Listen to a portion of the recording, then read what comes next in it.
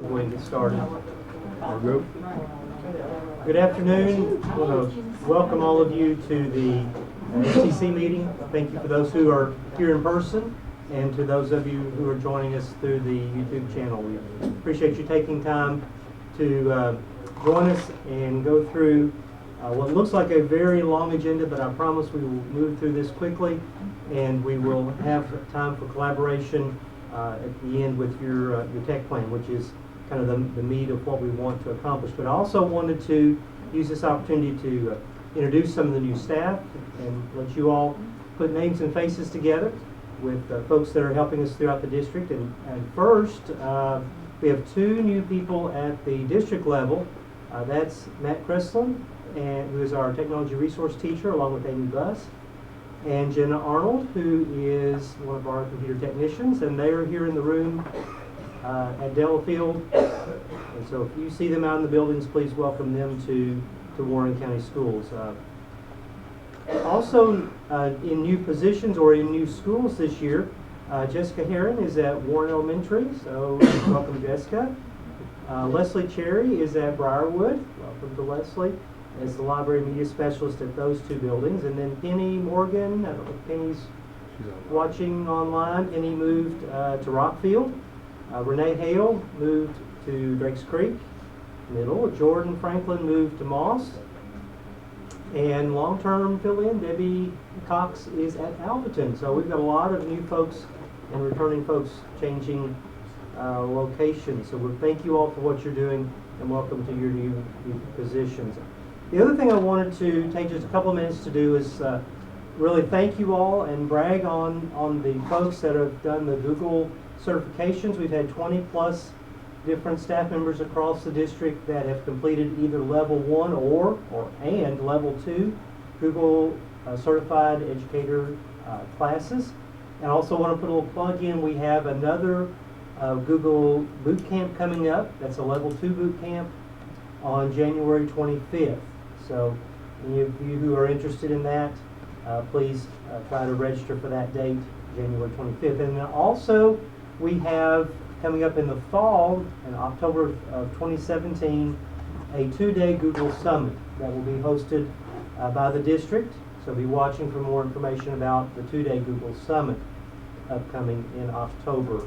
That is a great time. Google EdTech team brings in keynote featured speakers and trainers for a 2-day event. All right, moving on in the agenda. The next area, somebody's going to change the slides for us.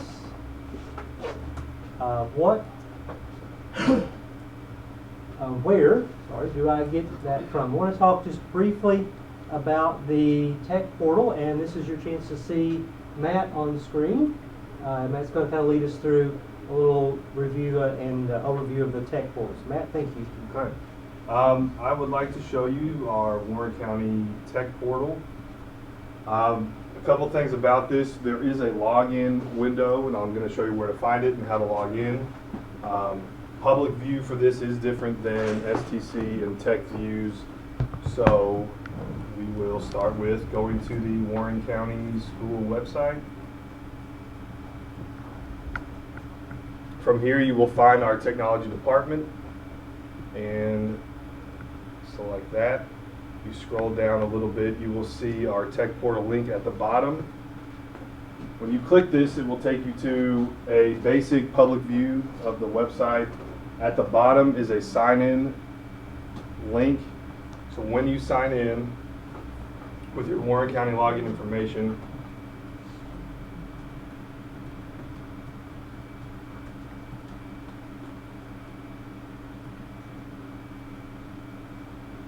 it will open up different tabs up here at the top.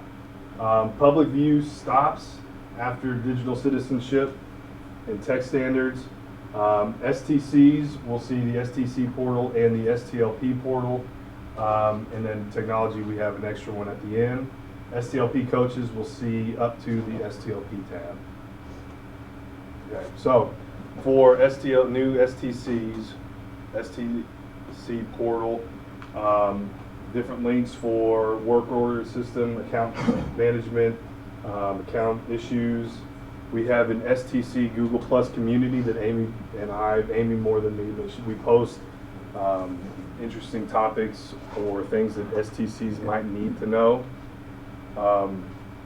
STLP portal will be after, I'll talk about that in just a second. But give this a look, and there are a lot of useful resources that we have put up here recently. We've updated it every week since the beginning of school. So take a look at that.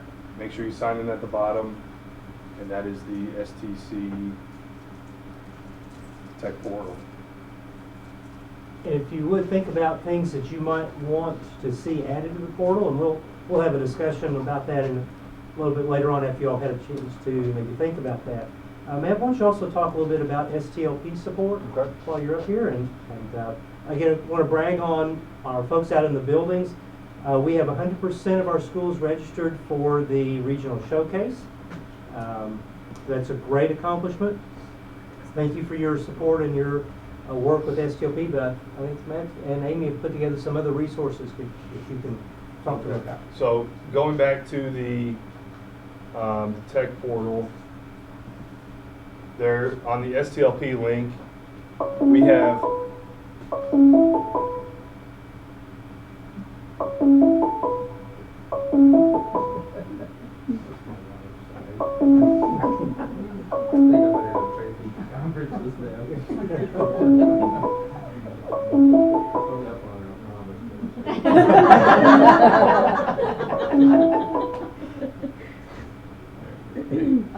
all right, so STLP portal, and this doesn't apply to everybody. A couple things, we just updated this a couple days ago. We have just a basic overview of STLP. We have linked all of these different resources to the STLP website that has been redone recently if you haven't been there. We put in all of the dates this year that we are going to need to know about. The ones that have details are linked for you as well. We have the STLP handbook and STLP website linked as well. Something we just put on here the other day is an STLP assistance form. If you, for whatever reason, would like Amy or myself to come out and help with ideas or maybe critiques, watching presentations, we put this form on here that will let us know when and what you need help with. So you can fill it out with what date, what time, what school. You can pick either one of our pictures or both. And then just to comment at the bottom, we'd like for you to critique our showcase presentations, or pick a couple different art topics for digital projects. Anything that you need, put it on there. We will do our best to make it out at that point. So we also have a Google Plus community set up for STLP coaches. We haven't put a lot in here. There's a lot more news and information in the STC portal. So if you want, you can join, and if you're not joined, email Amy or myself and we can get you added into this. We'll post news, different information topics for you to check out as well. Questions? And we're monitoring the online as well, so if you have any questions from there, you all let us know. Did this go out to the STLP people? Because in, for example, at Albertson, you know, I'm not doing STLP, somebody else is. I think we have set up, we've made contact with all the STLP coaches at one point or another. We're gonna, we probably need to again, but we'll make sure that they know about that as well. We'll resend that STLP to coaches. the STLP email group as well. Yeah, that's good. Get that out. Any questions coming in from online? Any comments or things from online? One from Karen, someone break the Amy. Okay. She's asking us if there is just working on this. Okay. All right. Anything else? Thank you, Matt. Moving on. One yes, more. One more. We have Amy scheduled with Jeff Sobolski to meet with STLP coaches. So November the 7th from 3:30 to 4, we will do a YouTube live session with Jeff Sobolski, answering questions and informing us of different things going on. So if you have questions, STLP coaches will will watch the YouTube live event, and we will have Jeff Sobolski Google Hangout in and talk with us, which should be pretty neat to get some questions answered by Jeff.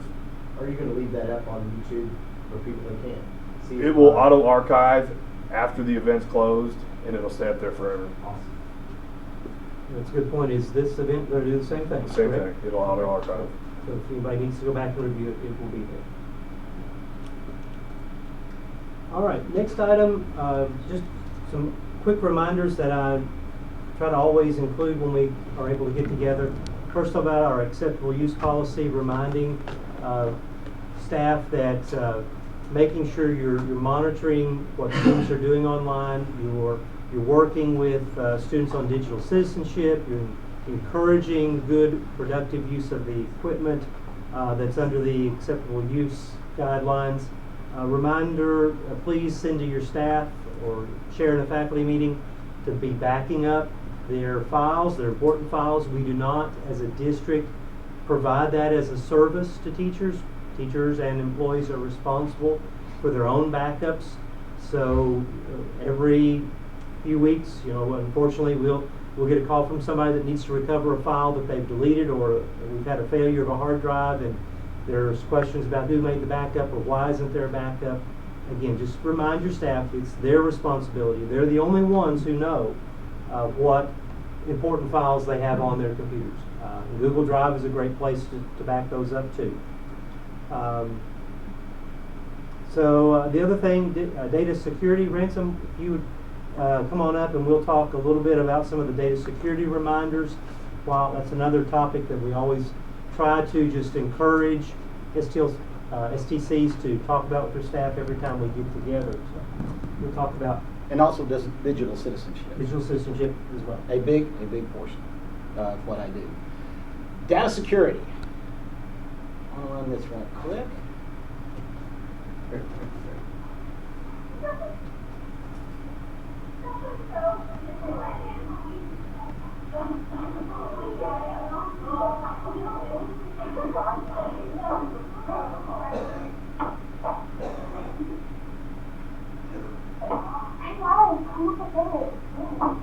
Look, it's got Amanda.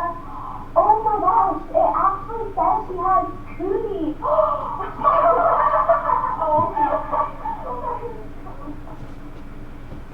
Yes, now everybody knows Amanda has cooties. That is a data breach. That's as innocent as you can get it, but that is still a data breach as far as the district is concerned. Part of what I try to do is keep people informed about what a data breach is and how to get away from it. I was talking about digital citizenship. One of the things that we are responsible for doing, hackers don't typically hack computers anymore. They hack people. It's social engineering is the big thing that hackers are doing. And this morning I was talking with Flora, and he was saying that there was a person that had put out a little fun question and said, how much money would you make in a year if it was the same thing as your social security number? And people were answering. So what does that mean? It meant that whoever was asking the question now has all these social security numbers.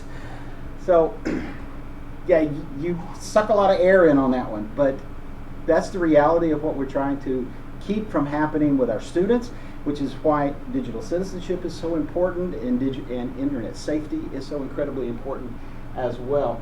But as far as software and looking at the hardware is concerned, one of the things that we do in the data management portal, which you can get to from the tech portal, is our data management plan. Come on, push up here. There we go. The data management plan is the guidelines for best practices that we encourage you to be a part of. It also explains what to do in the event that you do discover you've had a data breach. And that can be just about anything. It can be an ESL teacher that wanted to print something, printed it to the wrong printer, and all of a sudden now this fourth grader who went in to get something for their teacher now has all this sensitive information. What do you do in that instance? Well, The data management plan gives you best practices and explains how to do that, all of that. If you have questions, please, let me know. The other part that's important is that when teachers are going to come to you and say, well, I want to add this app to our iPads, or I want to become part of Dreambox, or I want to do something else, is that okay? It can be okay if you go to the approved apps list, because this is a dynamic list of all of the vendors that have been pre-approved by the district. We have a letter saying that they will let us know that there has been a data breach, and they have affirmed that they will do that in writing, and this is the list. So I don't need application or request for permission to get that particular vendor, because Spell City is already done. MobiMax is already done. The really cool one that I'm really proud of is this one down here, because I've got one from Google as well. Something that the state hasn't done yet. Yay us. But these are all on there, perfectly willing to use those any way you want to. I don't have to be involved in those. Now, let's see. Where did my... Let's see. How do we get back to the... It's the first one on the left. The very first? Oh, I see it. Thank you.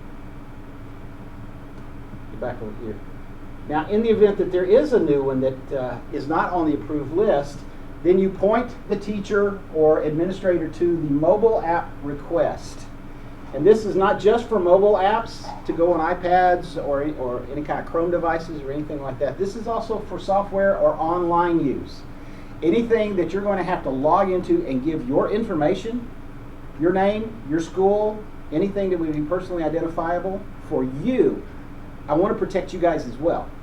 So anything like that has to go through this. And you just fill out this, do first dot last name, because if you do first dot last name, then you'll get copied on the request. And then you complete this all out. Very simple, very straightforward. Get down to the bottom and you hit submit. It immediately comes to me, and when I get it, I get the name of the developer, I get the name of the app, and then I go to their privacy policy and see if they have everything I need there. If they do, then I mark it off as being approvable, and you're good to go. If they don't have the information that we require, then I contact the developer or whatever vendor it happens to be and get that from them. And I can tell you now, I have not had any pushback. They've had questions because this is the first time for them, just like it is the first time for us. And so once we get the questions answered, they're more than happy to give us that information, because they know if we're doing it, there's going to be other districts in Kentucky and in other states that are going to be doing the same thing. So if they get it out of the way once, then they're all good. And they're really pretty much all ready to go at that point. So is there any questions, concerns about data security, data management on your end, what you're responsible for? I love the sound of crickets. Okay, thank you. Okay, so Gary, come on up, and Gary's going to kind of go over a couple of things about our Protect Work Order system. All right, everybody. Real quick, everyone knows how to put in work orders, but just a couple of reminders. The big thing being putting in separate tickets for similar problems. So let's say today you had 3 iPads mess up. You had one with a broken screen, one with a headphone jack stuck, and one with a passcode. It might be easy to put all those in one ticket, but it's really 3 separate issues. It should be 3 separate tickets, because I might be able to get that passcode off a week before I can get that screen fixed. So it'd be a lot better if I can go ahead and get that ticket closed. And also, a lot of us get emails and texts and phone calls. That's totally fine. We want to hear from everybody about issues, but at the same time, after you do that, if it's an emergency, go ahead and put a ticket in, because we're going to go have to do that anyways. So, and it helps us know when, let's say, Robbie has a work order, I can see it, and I can, help him with that. If he gets an email about a problem, I can't see his email, so I don't know to help him. So it helps on our end to help with collaboration and help each other out on issues. But really, nothing major on the work orders. Anybody have any questions, any issues logging in, doing anything in work orders? Okay, thank you. Thank you. And it's just a really good way of helping us manage our time and our priorities if you all can put those things in the work order system. Next, I was asked Tracy to do just a quick overview of our account creation process. This has changed a little bit over time, and so I want to make you all aware of some of the delays that we face, and so you can help educate your staff as well. Tracy? For the new people, I'm Tracy in technology. Or you can call me Shaniqua, whichever. On the accounts, especially for the new folks, but it may also be a good refresher for those that have been around a little bit. I won't call you old folks, but those who have been around a little bit longer. When a new person comes into the district and they are hired, they fill out an account request form with personnel. Personnel holds that account request form until everything has cleared. All their background checks, all their medical and all that, and then they release it to me. So you may have someone hired and they may even be in your building and may not have the form. It has sped up quite a bit this year in comparison to in the past, but just so you kind of know what that process is.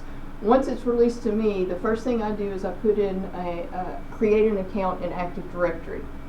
That goes in, and basically what happens is when I put it into Active Directory, it requests an email from the state. It can take up to 24 hours for the state to send that email to us and say, okay, this is a valid state email address. And that's where sometimes we get the 2s, the 3s, if you have students, 6, 7, 8s, 9s. I don't know where that comes from. I don't put it in that way. It just comes back and there they are. And so at that point, they have an email account, but it's not active. I go back in and I have to reset the password, and when I reset the password, then it becomes active. Sometimes that gives us a hiccup. Sometimes I reset the password, I send you an email saying it's ready to go, and the person tries to log in and it's not ready to go.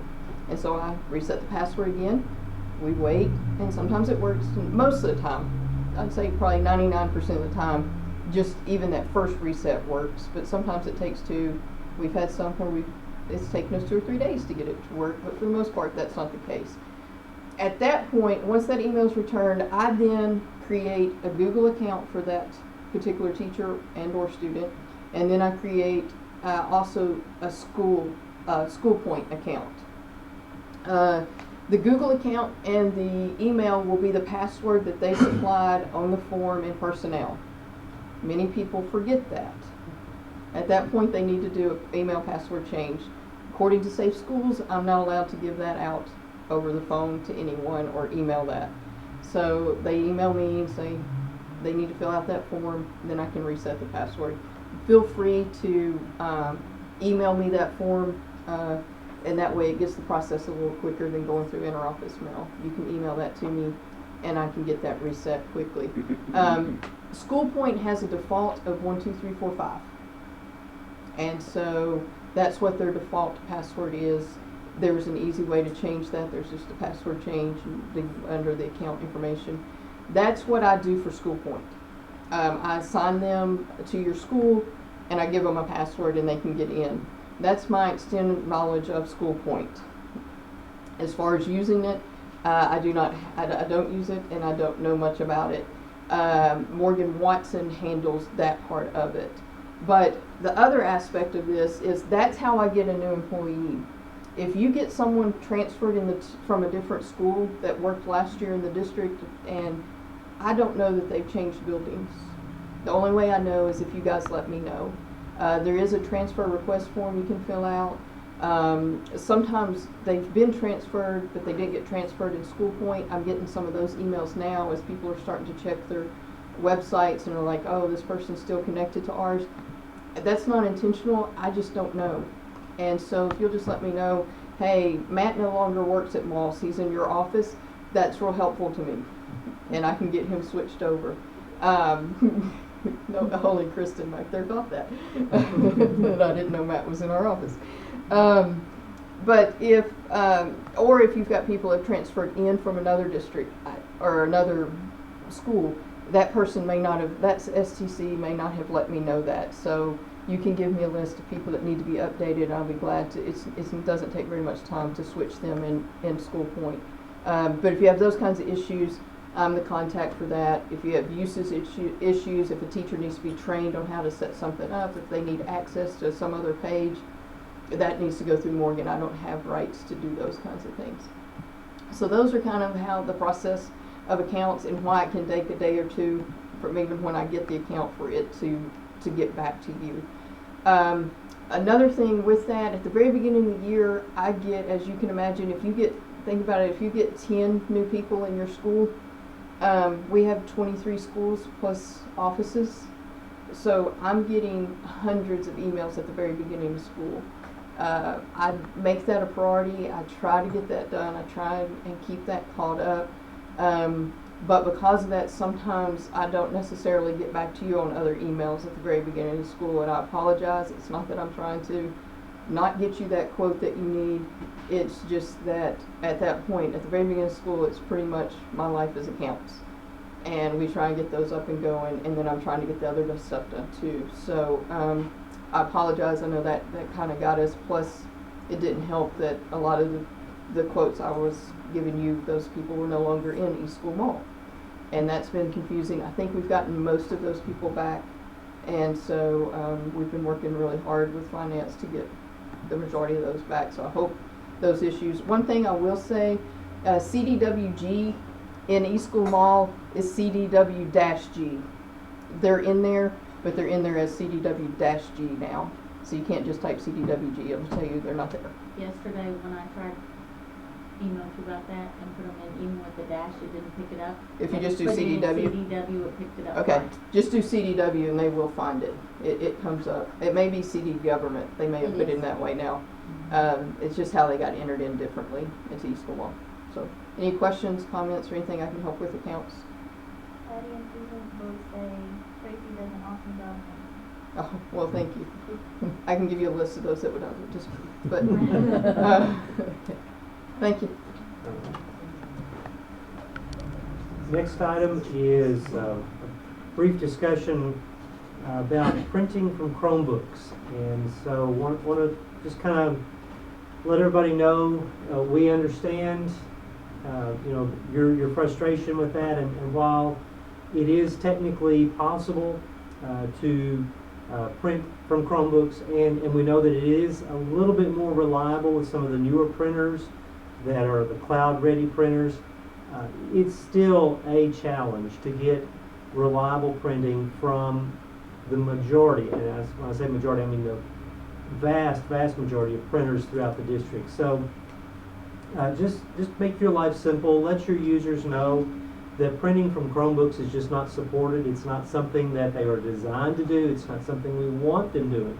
We want to see the Chromebooks being used through the online environment where you're learning to share things digitally, post things digitally, and store things digitally rather than on paper. So if you have particular users that are very vocal about those concerns about not being able to print from Chromebooks, let me know. I'll be glad to sit down with them and try to explain in more detail, why that's the case, why that's the district process, and so just help us know who those complainers are, and we'll work with you and try to get that taken care of, and really try to promote from that standpoint the 21st century skills and sharing things digitally. It also gives us an opportunity to have those kids, really practice the log in, log out, a little bit reinforcing the digital security and data management ideas. Every time that we can do that through the log in, log out, that's a plus for all of us. While I'm talking about Google logins, the guest login is something that we see as being very effective in certain cases and in special situations, and we would really encourage you with your Chromebooks to move away from the guest login process as quickly as you can in the semester. Really, we kind of feel like maybe by fall break that would be a good time to have weaned even your youngest users off of that guest login for your Chromebooks. And this year, we're kind of extending that on out, and we'll probably have the guest login on for another couple of weeks, but then we're going to start turning that off. So if you've been using that across the board with your in your school, just go ahead and prepare your teachers and your students. After about the 15th of November, you're going to need to log in with your first.last@stu.warren.kysschools.us. And remember, the Chromebook auto-populates that last half of it for the kids. And so even if they've got a pretty long name, it's still just their first.last. They don't have to do the keying of all the rest of that. So that's coming around the 15th of November. Now again, if there's special situations and special times when you're doing EOC testing or you're doing STAR testing, and we can put that back in kind of a kiosk mode, we'll be doing that for you. And so you just communicate when those times are coming with us. Communicate that to us, and we'll work with you on that. Any questions, concerns from the folks about Google printing or Google logins? I think We have a question from Renee. Are we looking into the idea of having individual student logins from that computer?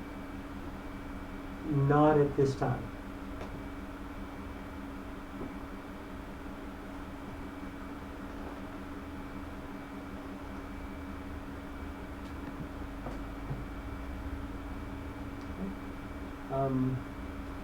Moving on from there, let's talk about student email.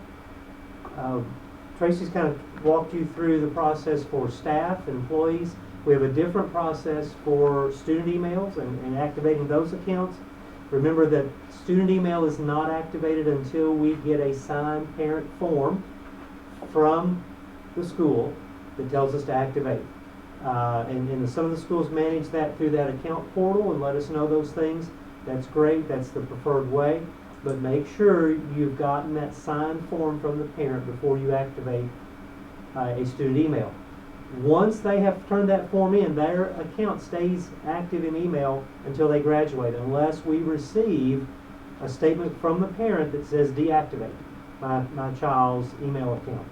So that's how it has to work. The parent has to request that it be deactivated for us to turn it off. So it's on from then on for that student. So we've had occasionally we'll get a question from a school about why somebody's was on. Well, it was because somebody in the year past, requested that. So that just, again, kind of make your staff aware of that. Maybe that's make your building leadership aware of that.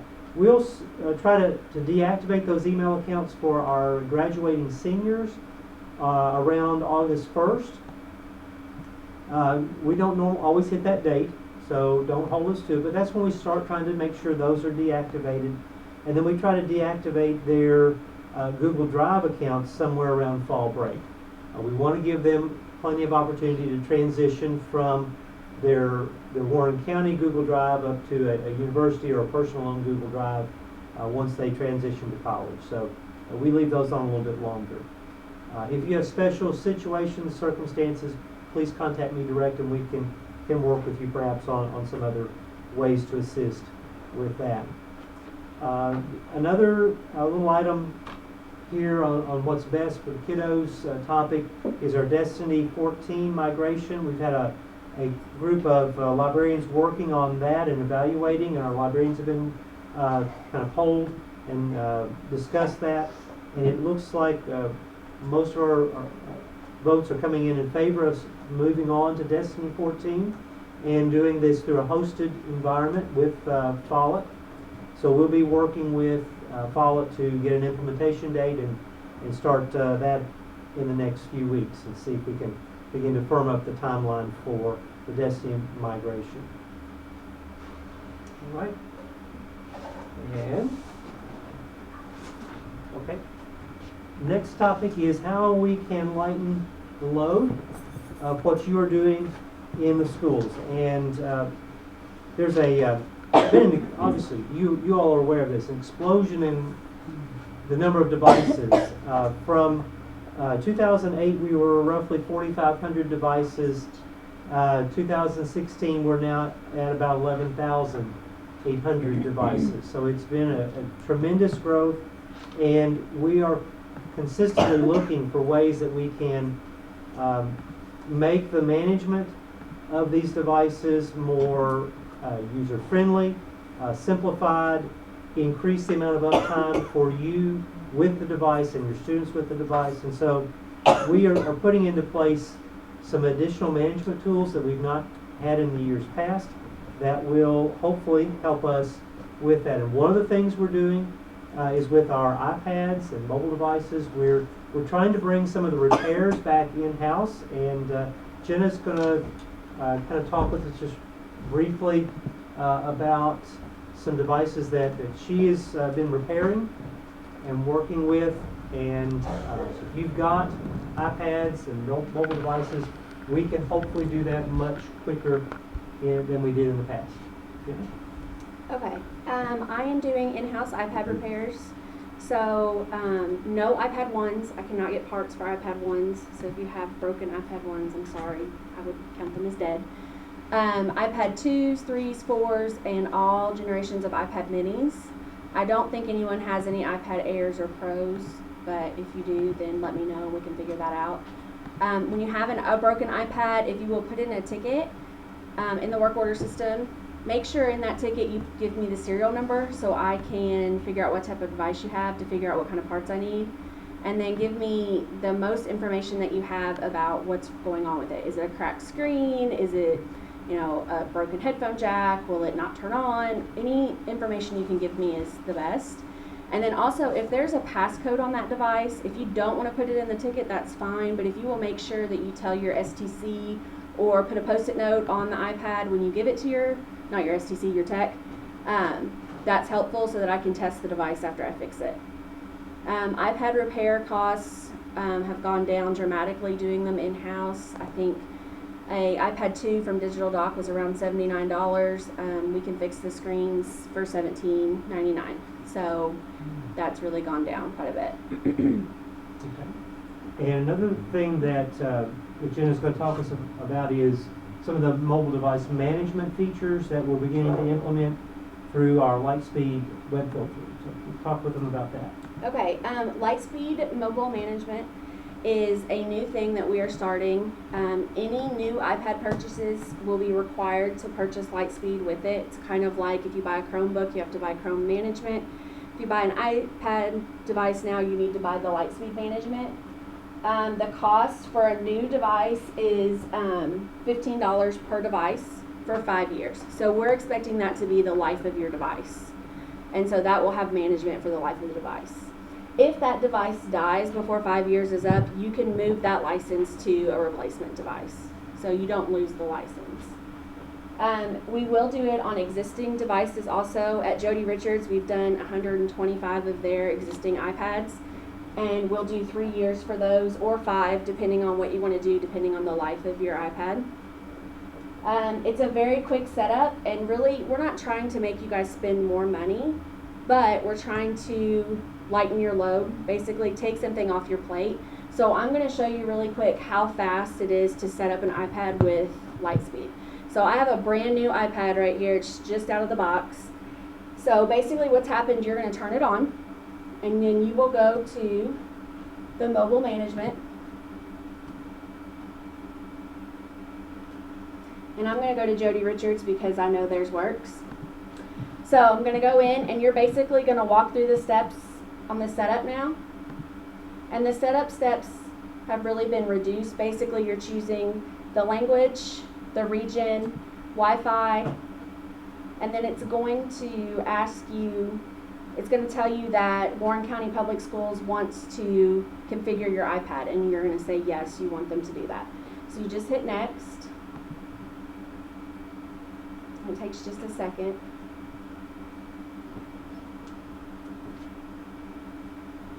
Okay, and that's it.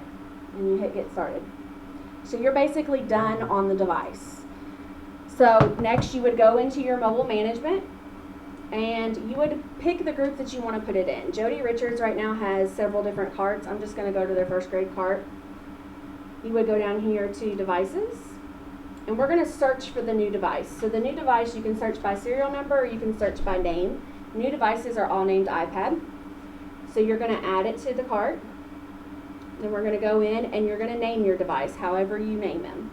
So I'm just going to name this one STC test. I'm going to hit save.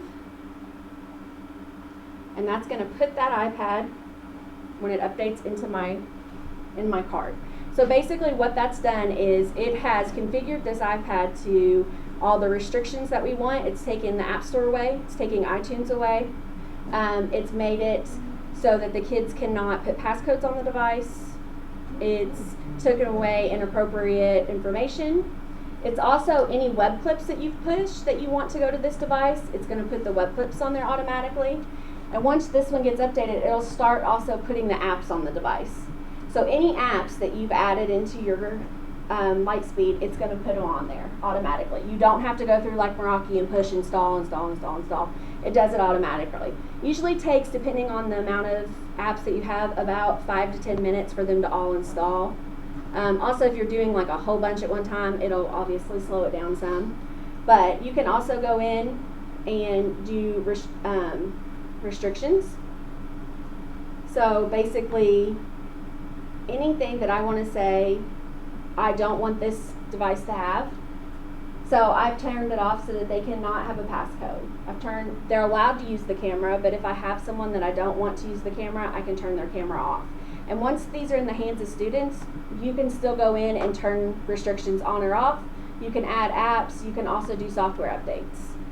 So basically, and it'll also update your apps. If you saw in there, it said that I had some apps that needed updating.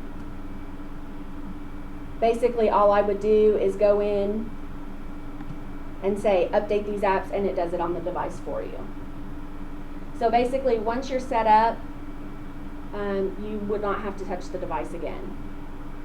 So that's it.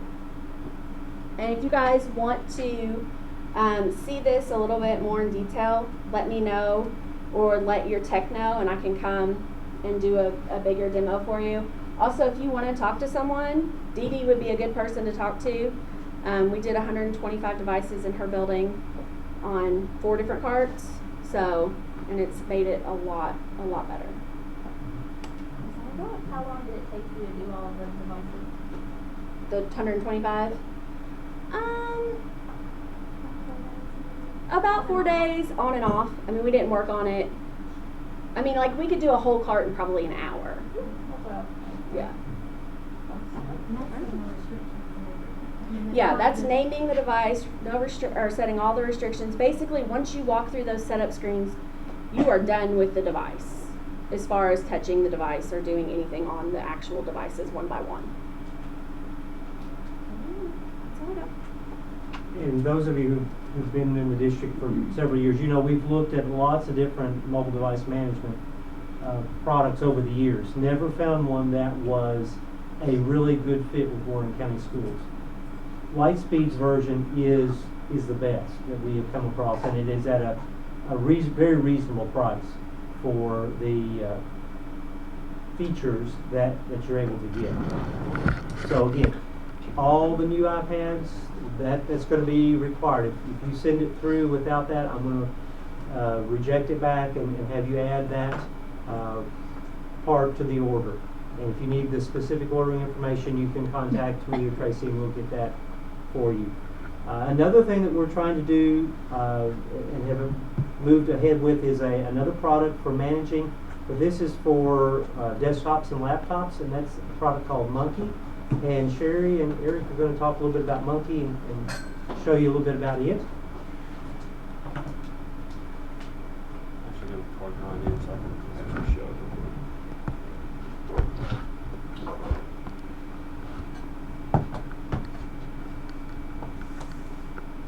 The Lightspeed Mobile Manager, even for teacher iPads? No, not for teachers. These were students. Yeah. We'll be glad to manage the teacher ones too if they'd like.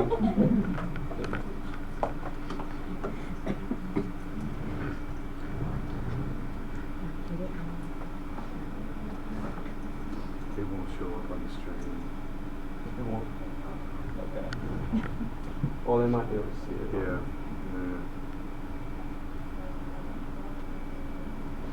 Okay. Sherry, could you actually?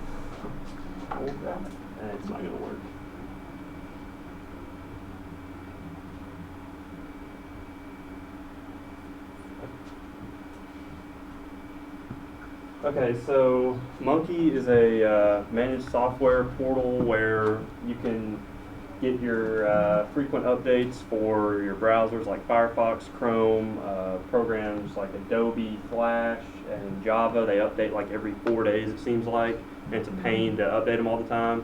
Well, we push out the updates for you, and it's like a one-click step to update them all at the same time. So I'm going to show you that very quickly while this is working. The app looks a lot like, whoop. The app looks a lot like the App Store. It's just black instead of blue. It's already picked up Firefox, but pretend you had a Java update and a Flash update, they would all show up here, and you just hit update, and it'll do them all at the same time. So you don't have to go to Java's, Oracle's website, Adobe's website, and get them all. It'll do them all for you, and it will also do your Apple updates as well. It works in tandem with the App Store for your Apple updates. It will not make your OS upgrade, so it won't go from Maverick to Yosemite or anything like that, so you don't have to worry about that. It just does the little security updates and things like that. Also, when testing time comes around and you need to do ACT quality core and things like that, we can push that out very quickly, so it's going to work for our standardized testing software as well. So a lot of our schools are using this. If not, let your tech know, and we can get it set up fairly quickly. We can set up a lab in what, 30 minutes? Yeah, it's a very quick process. So and you can also run these updates from a student account. You do not have to be an administrator. So if you have your student accounts logged in all day, you can just run it from there. You don't have to log in as an administrator. So that's another plus. Any questions? And you can push it out with remote desktop. If you have the thing on your remote desktop teacher station, you can send it to all 30 machines at the same time. It'll open the app on all the machines and start them all running. Yeah. With just a couple of clicks. It indicates when there is an update. Yes, it lets you know when there's an update. It gives you a little notification like the App Store, and so you know that there's an update waiting. I might be a day behind on pushing the updates out. If Java came out yesterday, I might not be able to get it till today. I do not check it every single day, and there's no notification as to when one of these companies is going to push out an update. We just have to check it frequently. So we might be a day or so behind, but that's about it. So any questions? Anybody online have any questions about it? So there's a little small piece of the Monkey software that gets installed on each workstation, and that's something that we'll be doing when we set up new machines going forward. Correct. And there is no cost for Monkey. It's totally free. We are supporting it.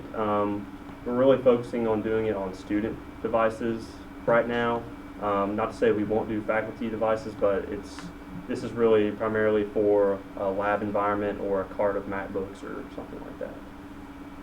So that's about it. Anything else? Which kind of brings us back into the, like he was saying, with deploying any new devices that we get in, we're going to go ahead and use Deploy Studio. And when we push it out, it'll automatically be on there. So any new devices, it'll have it on there. Even vacuum stuff. Yeah, it will be. Just because it made it easier for us to just kind of make that one Deploy Studio push, that when we open the new or start the new device, we can just add a WCPS tag in the school admin account, and it'll all be ready. With all that being said, it goes back to what Mr. Forsyth was saying about having your teachers back up their own items and data, because like he said, they know what's important to them. They know what they spent hours creating and they don't want to lose. So if they use their Google Drive, we won't have to worry about it. Tomorrow, next week, next year, if their hard drive crashes, if they get a new machine, we don't have to migrate it, because we're not going to. We're not going to take where we used to and drag their account over, or all of their old stuff. It's not going to happen anymore. So when we give them a new machine, here's your new machine. We can give them an account on there with their name, but then they're going to be responsible for pulling everything down from their Google Drive and putting it on their machine. So if you can start telling them now, anytime that they can work out of their Google Drive, that's the best way to do it. Because then we don't have to worry about when they say, you know, my hard drive crashed, or my computer locked up, or my screen's broke and now I can't see anything, and then we got to figure out how to rush around and get them all their stuff. They can get another machine and then they're back up in business. And you all have loaners and stuff in your schools, so if the computer crashes in a day, the teacher gets a loaner and they're back in business. So Google Drive makes it much easier for them. So, any questions? Thank you all. And it becomes a very big time savings. You know, for those of you who have been through upgrading teacher machines, you know that you spend the majority of your time copying those files over. And you just sit there and your time is spent watching the little progress bar. We've got to get out of that business. Your time is too valuable. There's too many other things that only you all can do. So we want to take that off your plate and let the teachers manage their own copying those files over when they need them from their Google Drive. All right, and so that kind of brings us back around to what else we can do to make your life easier and better, and what we can do as the folks that kind of charged with customer service for you all. So Kristen's going to kind of talk about what other things that we can do for you and lead that discussion. So I know we've thrown a lot of new and good information for you. Is there anything else that you all would like added to the tech portal? Any headings or any other just kind of brief information that you think your teachers might want or that you might want?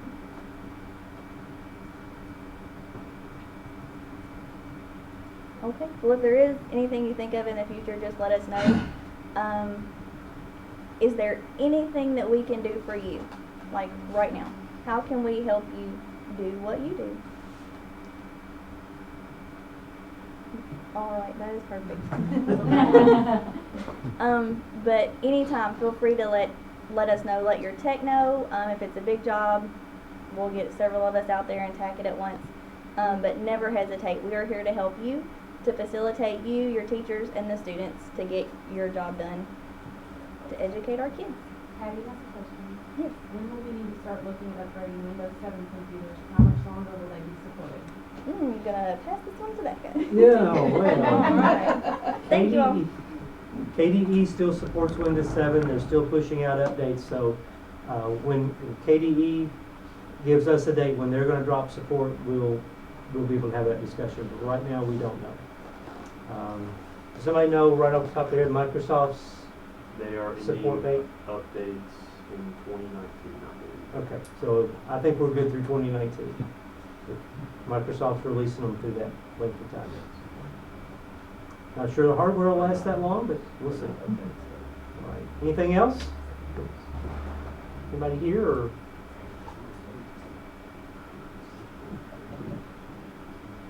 All right. So on to the tech plans. Just a few quick items about the tech plan. Remember to double check your principal names, your STC name. Double check the revision date. Please update that to at least today or after. Make sure digital citizenship is in there. Something about that you're working with students, you're training them on appropriate use of technology, protection of privacy, and those things that we talk about every year as far as the required components of your tech plan. All those are still there. The format has not changed. It is still located on Google Drive, same format as last year. We have copied over for you your plan from last year, so you can update from there and make whatever changes need to be put into that document. It is on the Google Drive. There's the link. Mr. Flores sent out a link to it as well, so it's there and ready for you all to revise when you want to work on it. Now, we do encourage you to take that to your site-based council for their approval, but that's not required. It's up to your building principal to make that decision, whether it goes to site-based or not. But we do need the revisions made by December 9th, because that's the day that I'm going to pull them out and begin to fold them into the district tech plan. Because just like in years past, I'm going to take your all school plan, I'm going to take your budgets and the things you're planning to purchase, I'm going to pull all that into the district plan and create from your school plan the master district plan. If you get it done before the 9th and you want to email that to me, that would be really helpful because I'll go ahead and pull yours out and get started a little bit ahead of time on that part of it. So that's kind of what I wanted to throw out there, and then also want to discuss with you all what we need to change and update as far as the goals and objectives in the district plan. It's been several years since we gave that a real in-depth refresh. Are there things from the district plan that you see that needs to be changed, that you'd like revised? Real quick, the goals are, goal 1 is install computers and equipment, provide professional development and the use of instructional technology. That's our goal number 1, and nobody's saying anything about taking that out. That's probably a good thing. We probably need to keep that in there. Those are important things. Goal 2 was working with students demonstrating 21st century media literacy skills, ISTE standards. You know, that would be another good thing for you all to make sure is listed somewhere in the school plan, is that you're working toward ISTE student technology standards. Okay, again, pretty basic, probably ought to stay, but I want your all's feedback. Goal 3 was the use of web-based content management and communication tools. This would be our Google Apps for Education, Edmodo, Schoology. SchoolPoint has a learning management system. Is that something that you still want us as a department and as a district? Do you need to add grade cam on there? Grade cam? Grade cam would be good to. No, you don't really want to talk about that, but they probably ought to be added in. Probably added, all right.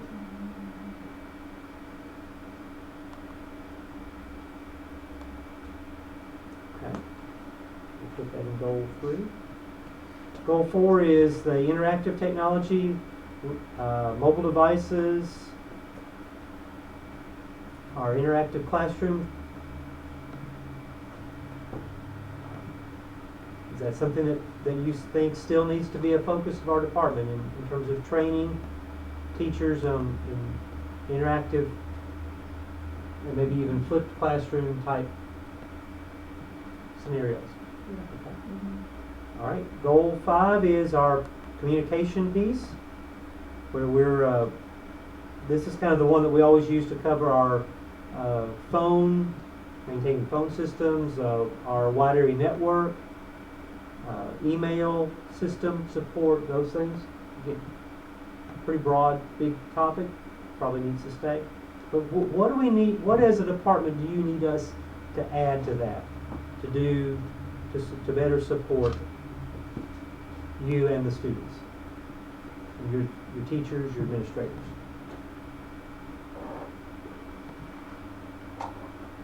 This is an open discussion. You don't have to look at me. You can look at each other. You can.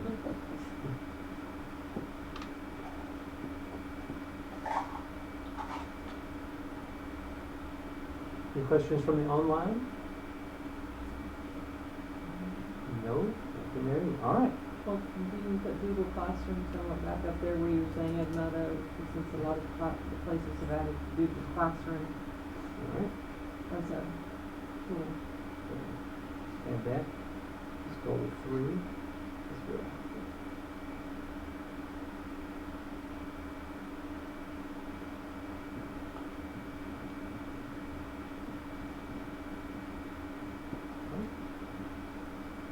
All right, then the other question becomes, what can you do to help each other? What in terms of collaboration for your building level plan can we do for each other? Are are there parts of that that we can share with each other, and as STCs agree that this is, you know, a kind of a goal we're going to have in common with other schools, or are there strategies and resources that you want to pool together in some way? How can you all collaborate on the school level plans? Again, this is discussion.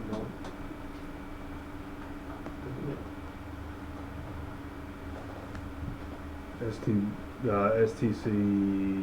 portal, STC portal. the Google Plus community.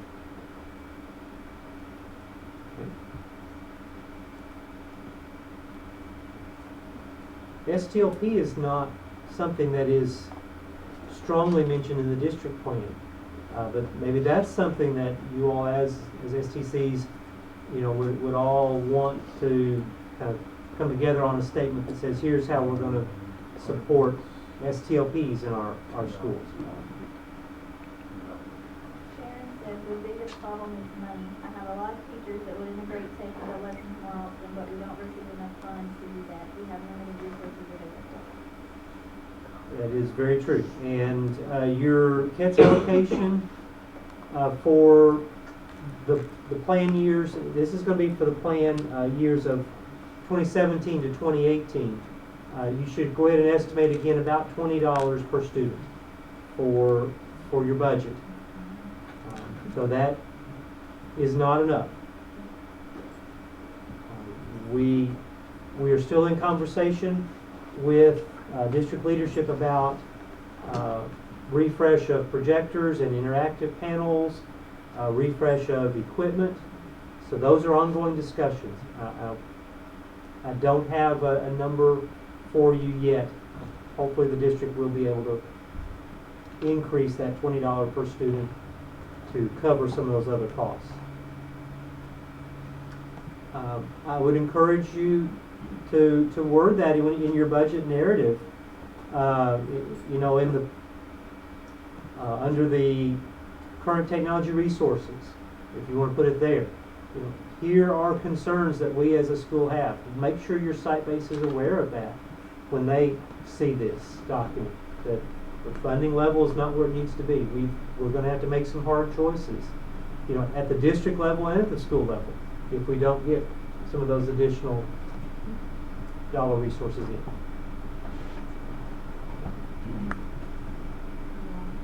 Actually, a lot of their text budget is keeping up with repairs on the special directors.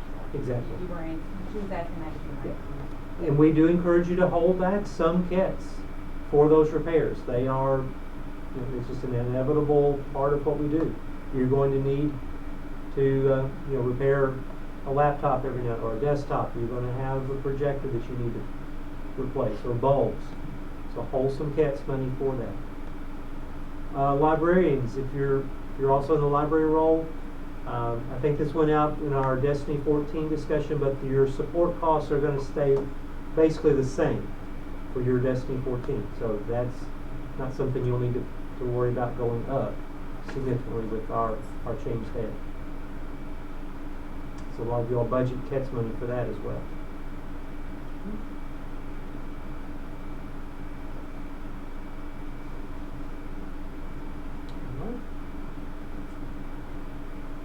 Well, this is your all's time to work together, to collaborate. Yes. I'm sorry. Is there a plan to move away from the projector and maybe go towards the clear touch panel instead? What we're looking at is exactly that, is a transition away from a projector-based classroom to more of a panel classroom. And probably one of the biggest lessons learned when we rolled out all the interactive boards years ago was this idea that not everybody needs an interactive panel. There are classrooms still today where the panel is very seldom used for the interactive piece of it. So we'll probably look at a situation where some rooms are going to get a clear touch-like or a Promethean-like panel that has interactivity built into it, and those will be for teachers where it really is needed and useful, and the principal is really going to kind of hold them accountable for using that. And there's going to be other classrooms where we put a $800 display panel TV basically in there that has no interactivity. It's just like a projector. That's all they're going to do is just see the image. And that'll be kind of a shift in the mindset for you all and our building principals, where we've already started laying that groundwork as well with them to say not every room's going to get it. Not every room needs it. So pick where you're going to need that interactive piece and put it there.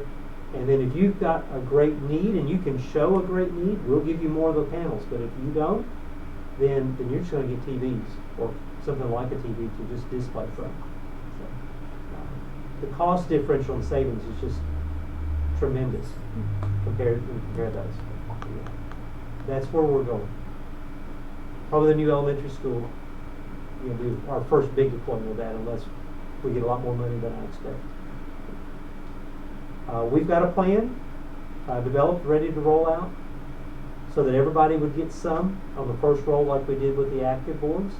Go in the media center or go in some place that you all want in the building, and then build from there. With I have a plan in terms of rolling it out, elementary, middle, and high both, all three. We're waiting on the money.